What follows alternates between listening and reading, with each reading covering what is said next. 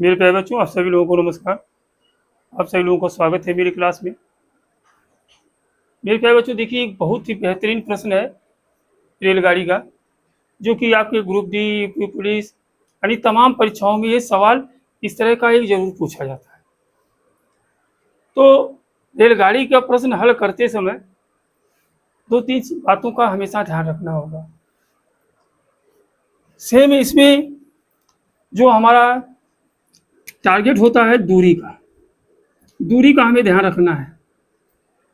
अगर दूरी समझ में आ गई तो सवाल लग जाएगा।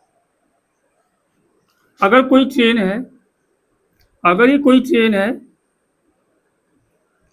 किसी खंभे को पार करेगी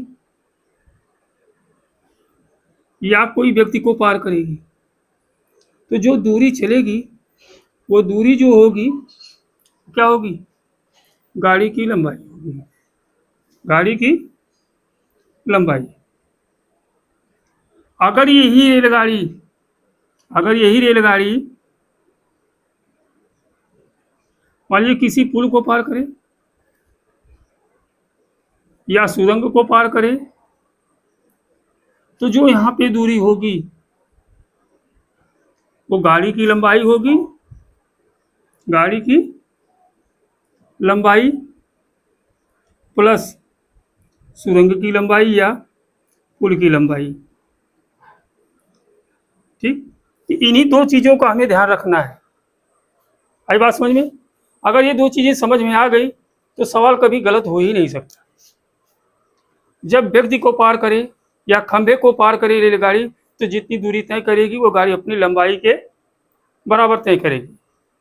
यदि वह पुल को पार करेगी या सुरंग को पार करेगी, तो जो दूरी होगी गाड़ी की लंबाई प्लस जिसको पार कर रही है उसकी लंबाई। ठीक, इसी सवाल में है एक 725 मीटर लंबी रेलगाड़ी, गाड़ी की लंबाई दिया है 725 मीटर, 48 सेकंड में 235 मीटर लंबे सुरंग को पार करती है। तो हम जान गए थे दूरी क्या होगी। सुरंग को पार कर रही है, प्लेटफॉर्म को पार कर रही है, इस तरह से दूरी जो होगी वो गाड़ी की लंबाई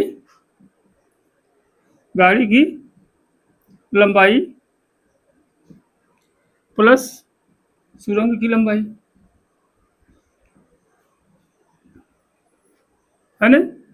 तो गाड़ी की लंबाई कितनी है? 725 मीटर। सुरंग की लंबाई कितना है?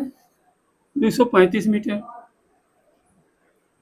ठीक, दोनों को जोड़ देंगे, 5 5 10 की 0, हासिल 1 और 3 2 5 1 6 और 7 2 9, तो 960 मीटर। तो दूरी कितना आ गई? 960 मीटर। तो हमारा सूत्र क्या बेटा है? दूरी बराबर चाल गुणे समय। आपसे क्या पूछा है?